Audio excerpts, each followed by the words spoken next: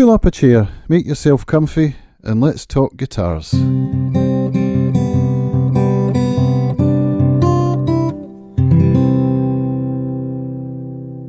Hi, this is Cams, and welcome to my new podcast, Acoustic Guitar I.O. This is episode 1, and I had the very great pleasure of sitting down with fingerstyle guitar player Will McNicol during the annual RMMGA gathering down in the Cotswolds in England. It was a fantastic weekend, and I'm very grateful to Will for agreeing to sit down with me. So I hope you enjoy the interview. Without any further ado, here's Will McNicol.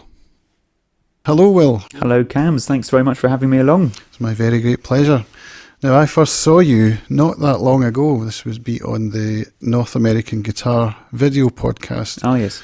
With Ben Montague, and I was just blown away with your style of playing. Oh, well, thank you very much. And I saw that you were playing a Fylde guitar. Can you tell us a wee bit about that? Sure. So I've got 3 Fyldes now. I feel very lucky about that. So Roger got in touch. Roger Bucknell is the chap who heads up Fylde, and it's based up in the Lake District. And he got in touch a few years ago now, asking if I was interested in a guitar. And obviously I emailed back fairly swiftly and said yes. I am interested in a guitar. And it was the first opportunity I had to have a guitar kind of built to my own spec up to a point. And at that point I wasn't really satisfied with what I was playing, because I really wanted a steel string guitar which was somewhere between classical and acoustic, and that's not, well, even back then it wasn't really available. Simple things like a wider neck and a 12-fret join, all that kind of stuff. And Roger very kindly made me my first one, which was a custom Alexander, and I was blown away by it, and I got bitten by the bug, I suppose. So then he made me a nylon string, because I play with both when I'm performing live. And then most recently I got a little parlour by him as well, and I'm feeling kind of spoiled by that, but it's each one of them certainly filled a gap tonally for me that I wanted to fill, both performance and recording. So, and are they all similar nut widths and specs? That's right. So they certainly feel like they're part of a family, I suppose, and especially with the custom Alexander and the nylon string that I play live, I really didn't want to feel like I was swapping between completely different beasts. I wanted to feel like when I was swapping between them, there was some kind of similarity and feel. So that, the neck profile and all that kind of thing and the nut width are quite similar, but tonally obviously very different. So it kind of ticked all the boxes for me. And what kind of tone woods are they? So the steel string is a cedar top, and Indian rosewood back and sides, and the nylon string is a spruce top with Indian rosewood back and sides. The thinking behind it was I quite like the warmer tones that cedar provide when paired with steel strings, and similarly with the nylon string, I kind of prefer the slightly brighter sound on nylons, because nylons are naturally warm in comparison to steels, and by kind of brightening them up and warming up the steels, they kind of started meeting in the middle, I guess, tonally, and that's kind of what I wanted. So I'm pretty pleased with the results of that, actually. Excellent. Yeah. I once visited the guitar store down in Brighton. Oh, yes. Have you ever been in there? The Tamco. Oh, yeah, I know the one. I haven't actually been in, though. I went in there, and it's just wall-to-wall amazing guitars. Sure. But the one guitar that stood out to me, and I spent maybe 4 hours in there, was a Fylde Aerial. Oh, well, that's the parlour, that's the Aerial. I've got one of those, and they are sublime, aren't they? That was the one that haunted me when I left the shop. Sure. It's completely the same. I mean, I've been up with Roger up at the Ullapool Guitar Festival in the Highlands for the last few years. Oh, yeah. And I would always play an Aerial at his stand, and I was always thinking, this is an amazing guitar. I love it. I love small body guitars. And I was kind of settling on, what woods I would want from one if I did want one, and I was playing lots, and everyone was really, really good. But then he made one for the festival, a special one he sells it to raise funds for the festival itself. And it was a Sinker Redwood top with a Italian acacia back and sides, and it was beautiful. And I played it, and it was just, this is the one. This is the one that's connected more than any others with me. And I spoke to Roger about it, and I was like, could you do one of these? And he said he had enough wood from that same batch to make one more. Wow. So I was like, that'll be mine then, please. Yeah. That's it, yeah. And is it Roger who builds guitars from whiskey barrels? That's correct, yeah. He does an aerial out of that called the single malt aerial. And that's quite a beautiful thing, because you can see the natural scorches right from the heating process in the wood, and it's just, I mean, they do look very special, very unique things. I can imagine. Yeah. I wonder if you get the aroma. I mean, he said like when he's working with it, you totally do. Yeah. So I think that's an extra perk for him anyway. He's a massive whiskey fan, is Rog. Yeah. Excellent. Yeah. So you're playing here this evening. You're booked to play a concert tonight. That's correct. And very much looking forward to that. This is part of a tour for you at the moment. That's right. Yeah, I'm kind of touring around promoting a new album of mine, a new solo album called Dragonflies, Frogs and Bumblebees. Excellent title. Thank you very much. Yeah, and it was produced by Clive Carroll, who's another player that I'm sure you know and a lot of people know. He's a fabulous player and composer. And I've been touring around England with this record. Went over to Berlin for a bit at the Holy Grail Guitar Show. I've got this weekend wrapped up, and then off to China for 3 weeks with it as well. China. So it's going to turn into quite a busy year off the back of that one. Yeah. So that's good. So is this your busiest year as a professional musician? I think it's getting that way. It's funny how things go in kind of ebbs and flows, but obviously with a new album, it certainly that has a bit of momentum behind it. So there's been a lot of gigs off the back of that, but also different projects as well, because one of the other things on this album was a kind of like a bonus track, I suppose, with a string quartet, which we formed for it. I worked with a fabulous Glaswegian fiddle player and arranger called Innes Watson, and we arranged a tune of mine called Emma for guitar and string quartet, recorded it for the album just to see how it would go. It's been a dream of mine for a long time to do something like that, and we were really pleased with the results. We debuted it at a performance up at that Ullapool Guitar Festival, and the quartet and Innes and I really enjoyed the whole process so much, and we're really thrilled with the response that we're now working on a full album with the quartet as well, because I've certainly been bitten by the bug of that. It's just sublime, and they're fabulous musicians as well. So quartet, you've got guitar, fiddle, what other instruments? So it's guitar plus this for the full string quartet. So you've got 2 fiddles, viola and cello. Wow. And we have Shona Aitken on violin 1, Innes on violin 2. We have Patsy Reed on viola and Alice Allen on cello, and they're all individually incredible musicians, very busy musicians, and Innes going to pull them all together for this project. And I was just blown away by it. Just kind of sat down, and as soon as we did a take, I was like, this is working nicely. So do you think we'll get to see you in Ullapool maybe next year? Oh yeah, I mean, Ullapool is becoming like an annual pilgrimage for me now. Next year I dare say I'll be along, and we'll see how it goes, but I'll certainly be pushing the string quartet thing as well a lot next year. So well, I'll look out for that. Oh, nice one, thanks. Yeah. So tell me how you got started, Will. How did you start playing guitar? Sure, so I started playing guitar when I was 6. Pretty die-hard classical to begin with, and still very much, love that kind of style and play a lot of it. Continue that training all the way through the grade system, as you do, ending up with doing the diplomas with Trinity College in London all the way up to the fellowship, so kind of took it all the way up as far as I could. But whilst that was bubbling along, I started composing, I suppose, around about, 14 maybe, having seen Antonio Fulcioni live. And he kind of like, I don't know, you have these moments, right, when you see something live and you think, wow, I didn't realise that was possible. So that happened when I saw Antonio. I was like, he was doing so many creative things, both musically and technically, with his guitars. And I thought, okay, let's give that a bash. So that's when I started kind of dabbling in steel string, trying out some of the more extended techniques, kind of learning how I go as I was going. Really, I've had some fabulous teachers and with the classical stuff as well, but the composition and steel string playing, I kind of just experimented and tried things out. Did a lot of the percussive style to begin with, and just trying all of this stuff out just to kind of broaden my palette, I suppose, when it came to writing my own music. So since then I've just been recording and composing ever since, really, and that's where my career is. I've kind of focused my energy in that side of things, my own material, and although I still love the classical stuff and still play it a lot, I suppose from a professional point of view, I've just ended up settling more with my own music and trying that stuff out, and that's been kind of how I've built my own career. Wow. Yeah. Now, you mentioned Clive Carroll Sure. earlier. Clive played at this venue last year. Yes, yeah. And actually, that I was supposed to be leaving here on the Sunday to drive back to Scotland. Right. And everybody said, no, you must stay. Clive is playing on Sunday. Sure. And it was one of the most wonderful concerts I ever saw. That doesn't surprise me. Yeah. It doesn't surprise me. How did you hook up with Clive? So, after my kind of moment of seeing Antonio, that kind of expanded my horizons into a whole different world of players that I hadn't come across before.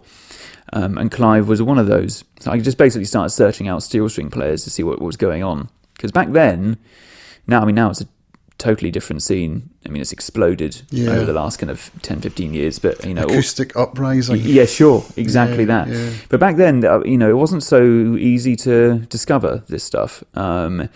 But Clive was another player who I kind of came across my radar. I went to go and see him live in a kind of a tiny little local venue. And again, I saw him and I was like, oh man, this is incredible, because he had come from the classical background as well, so I could see that in his playing, but he had taken it elsewhere.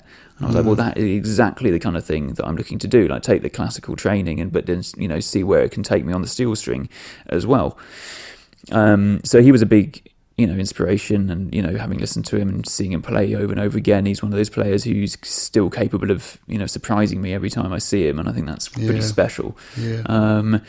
Anyway, so I kind of ended up kind of building as my gigging was getting more prevalent. I ended up supporting him, and then seeing him more like up at Ullapool and hanging out a bit.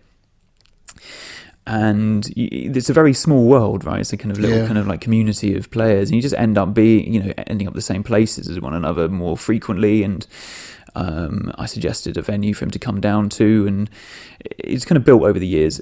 Anyway, this album started kind of bubbling along, and I thought I would love to work with someone as a kind of producer and a kind of compositional mentor, and Clive was the first person who struck me as the person to do this, so I kind of asked him if he would. Wow. And he said yes. So and that's great. And he was very, very generous, and we spent a lot of time together working through my compositions and arrangements and things just to make sure they were just right before I sat down in front of the mics. And where did you do the recording? I did the recording in my house. In your house? Yeah, so again, that's something that's taken a long time, but I finally now got a setup that I'm really happy with to record acoustic guitar.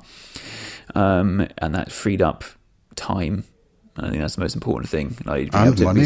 kind of stay relaxed with it is cool, because I've done lots of recordings in studios and I have a great time. But you're kind of conscious of the fact that the clock is ticking and the price is increasing as the clock ticks. So it was nice to be able to record it at home, and then I'd send the recordings to Clive for feedback. And I had a friend who is very adept at all things kind of the technical side of recording, let's say, and he helped me with the setup and the production in that realm and the mixing and the mastering, and that's it. So well, I've listened to your album. It's on Spotify if anybody wants to look it up. I guess all the usual music shops Indeed. online. Highly recommended. Oh, thank you, Cal. It's amazing now that this technology is so widely available. I mean, even 15 years ago it would have been unthinkable to sit in your own home and create something that was such a professional sound. I mean, it is amazing, and it's quite liberating, actually. Absolutely. Because it's suddenly kind of democratized everything. Like anyone, if they're willing to, it's not even that expensive, really, like in the grand scheme of things. So you can spend a little bit of money and then free up all your time and just do it yourself. But I have to say, it is very good to have another pair of ears kind of helping you along with the journey, because I mean I don't think I'm unique in the fact that I can over listen to things and start hearing things that aren't there perhaps, and then missing some other rather important things.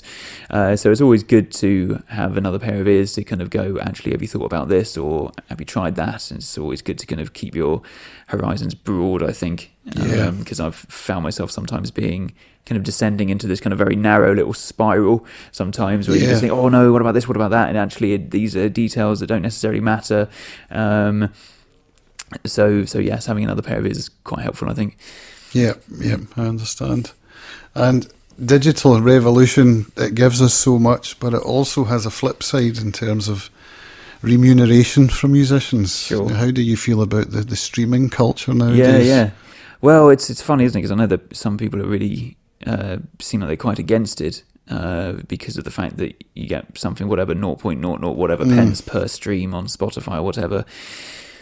But I don't know. I mean, I think it's almost something that you have to accept the fact that these platforms are there to kind of give your music kind of this kind of quite broad reach.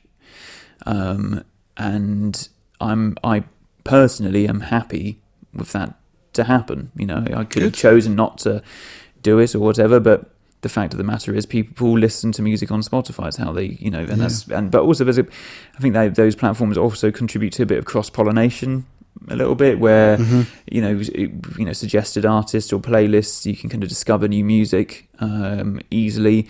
And I would like to think that it's a good platform to try music. And then if you really like it, then it might be the gateway to actually buying the album as a physical copy or that kind of thing. Yeah. Or going to concerts. Oh, well, indeed, yeah. Or indeed, yeah, going to gigs, and that's always a good thing. So I'm not really against it, if I'm honest. I think it's just part of the evolution of how this music business is kind of going. I think it's probably had an enormous impact on record labels and how they earn their money. Yeah. But I think for, you know, someone who records their album in their bedroom, like, it's pretty cool to then just be able to very easily just put it up somewhere and anyone in the world could listen to it. I think, you know, that's a pretty cool thing. So yeah, I mean, you talked there about evolution. There's evolution also in the playing of steel string guitar. Oh, massively, yeah. And I'm watching some of we mentioned Acoustic Uprising, which was a documentary recently released about the fingerstyle movement, or the modern fingerstyle movement. Yeah, it's great for me as an older guy to watch this uprising, you know, coming through, the percussive style. Things that are being done now on the steel string guitar, I wouldn't even have been able to imagine, you know, 20 years ago. Indeed. Percussion, and, you know, I mean, I grew up listening to Tony McManus. He's one of my big idols. Pierre Ben-Suzanne, he's another. Sure. Tommy Emmanuel, these guys. And they were playing the melody, and they were playing the harmony and the counterpoint and the bass lines, but it seems to have evolved yet again to a new level. And that's, sky's the limit now, isn't it? I mean, you know, people are doing amazing things. A lot of them kind of modifying of guitars as well, and to kind of create all the kind of different effects that you'd want to, and the percussive players and the kind of multi-necked players, and you know, it's exciting. I mean, it's great to see, though, because Thomas Lieb is another player that I came across when I was kind of like younger, and he was the first guy who I saw really getting into the percussive side of things, and that was very inspiring as well, you know. And it is great to see that being experimented with, and I think along with that, with the kind of explosion of the platforms like YouTube and things, everyone's able to access it, so everyone sees it and everyone goes wow, and then everyone goes, well, let's give that a go, and then people are kind of developing their own unique ways of doing it. And I think that's what I find quite exciting, is that you get quite a lot of players now who have got very individual identities with how they play. Like, you can definitely tell the difference between different players, you know, on the steel string, with, like, you know, Thomas Lieb or Antoine Dufour and all these players who are very percussive in the way that they play, but they have a very different way of approaching the percussion. So that's great. And even little kind of nerdy things like how you even notate that stuff is cool to me, because I've been kind of doing a lot of that over the years, and how different players have decided on different systems on how to notate their percussion. Some people have a different stave for it. Some people add it within the same kind of stave and tab, and, you know, the different symbols. And I think even Thomas uses kind of colour on the score to denote something that's happening on your right hand, for example, as it's tapping. So that's really interesting, because it's basically like, you know, no one's decided. There's no rules here. Like, everyone's having a go, and we're learning as we're going. And there's no kind of like set in stone way of doing anything, which is, I think that's quite fun. Have you ever made it over to Thomas Lieb's camp? I have not, Austria? No, but I hear nothing but amazing things about it. I had a lot of friends who've gone over and absolutely loved it. I mean, I was tutored by Thomas a while ago at the IGF summer school years ago with, I went to a couple of them where Thomas was leading them alongside a British guitarist called Stuart Ryan. Sure. Yeah. And they were fantastically inspiring experiences. I saw Stuart at one of these RMMGA gatherings. Oh, sure. Yeah, I mean, he's Buxton. a big, again, another really big influence of mine, and he was one of the reasons I'm doing it professionally, I think. Wow. I was very inspired by what he showed at the IGF when I was younger, and that was really, really great. And then at my first Ullapool Guitar Festival, that was the first time I was on the bill with like Thomas and people like that, and that was quite a moment for me, kind of being on the same bill as these people I was like, idolizing when I was growing up, and then like having a few pints with Thomas and just kind of chilling out with him. You kind of think, oh wow, actually a human being after all. Yes. Having had that kind of like, you kind of put them on a pedestal, don't you? Yeah. These players, and it's nice to kind of, that everyone's kind of quite humble and just down to earth, and that's great. I love the sharing culture now as well, how people are just so willing to share what they do. Nobody's trying to hold on to their proprietary styles or anything. No, I think that's really very open. great. I think there's that kind of mentality of we're all in this kind of rickety boat together. Yeah. So we may as well help one another out. And I go out of my way to tell people about people that I've been inspired by. Like now that I'm tutoring people, and I'm always so keen to show them like Clive or Thomas if they haven't heard about them, because I go, look at what you can do. Look at this is the stuff that you're opening a whole world, and it's great to see students of mine taking inspiration from those people as well. Yeah. So you have students? Do you teach? Yeah, I do quite a bit of tutoring. I've got I tutor at one school near me called Bryanston, which is in Dorset. I have a handful of private students, and I have a few Skype students as well. And that's becoming more popular and more more available now. We have the bandwidth. Well, indeed, now the broadband's good enough, and it's great, and I really enjoy it. And I've been doing workshops for many years and that kind of thing, and I love that stuff. Like I've done the IGF kind of fingerstyle workshop and run that, and that was kind of fun as well. Having been a student on it, then coming back and tutoring it, that was really cool. And very inspired by the tutors as well, people like Stuart and Tristan Sume as well. He was I've seen him at RMMGA as well. We seem to get a good crowd at these gatherings. Oh sure, I mean the RMMGA is almost like legendary within the fingerstyle world. I think in the UK it's great. So thank you, Will, for sitting down with me this afternoon. It's been a great pleasure to talk to you. Well, it's a pleasure. Thank you very much, Cam, for having me along. If people want to find you online and find what kind of merchandise you have, where would you direct them to? Sure. Well, I have a website, which is willmcnicol.co.uk, and it's Will, W-I-L-L, and McNicol is spelled M-C-N-I-C-O-L, and pretty much everything can be found there, but you can obviously find me on YouTube, Instagram, Facebook, all the usual social media machine. I'm all over that stuff. So just put my name into Google and you'll find everything that you need, I think. Great. Okay, Will, thank you very much. Thank you, Cams. Thank you very, very much indeed. Cheers. And many thanks once again to Will McNicol for sitting down with me and having a conversation at Springhill Manor down in the Cotswolds for the annual RMMGA gathering. It was a great pleasure to talk to Will, and an even bigger pleasure to hear him play. His new album Dragonflies, Frogs and Bumblebees was released this year, and it's an absolute belter. I highly recommend that you give that a listen as soon as you can. And if you're of a mind, you can also pick up the tablature book which Will has published, Tablature and Notation. It's a beautiful book, spiral bound, and it has all the songs and show notes, information about the songs and compositions. And I've had a look through it. I bought one from him at the gathering. Let's say it's rather challenging, just to put not too fine a point on it. But the music is wonderful. I'm looking forward to picking up some of his tunes, seeing what I can learn from that book.